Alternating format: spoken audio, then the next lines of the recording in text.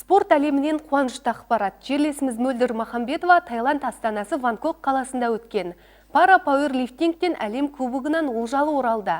Сыр бойлық саңлақ 86 салмақ дәрежесі бойынша сынға түсіп, күміс медаль еншіледі.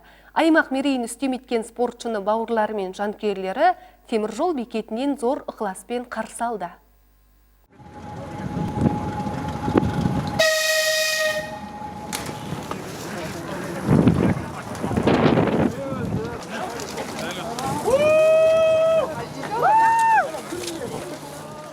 Желтоқсанның 6 мен 9 күндері аралығында Таиланд астанасы Бангкок қаласында пара-пауэрлифтингтен әлем кубогы өтті. Шоқтығы биік жарыста Қазақстан құрамасы атынан 10 спортшы қатысып, бақтарын сынаған болатын. Сол тізімде сыр бойлық Мөлдір Махамбетова да болып, өз өнерін көрсетіп, жүлделі орынға ие болды. Дәлірек айтқанда 21 жастағы спортшы қыз жалпы ұпай саны бойынша бірінші болса, әйелдер арасында екінші нәтиже көрсетіп, күміс алқаны қанжығасына байлады. Соның арқасында ол халықаралық спорт дәрежесі нормативін орындаса керек. Бұл жарыс мен үшін орны бөлек жарыс болды деп айта кетсем болады. Себебі еліміздің көк байрағын көтердім десем де болады, абыройын. Және де күннің суығына қарамастан осылай мені күткен барлық жандарға, отбасыма, достарыма және де Қажымұқан спорт клубына алғысымды білдіремін. Мөлдір қаладағы Қажымұқан Мұнайтпасұлы атындағы спорт клубында спорттық дағдысын шыңдап жүргеніне 1 жылдан астам уақыт болған екен.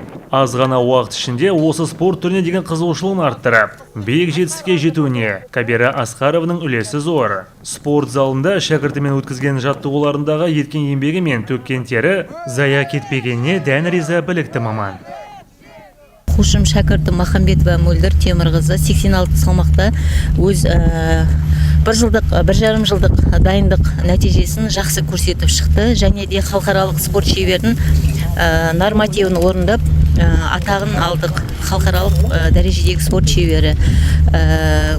Қарсыластарымыз да өте мықты болды. 15 елден аса мемлекеттер қатысты.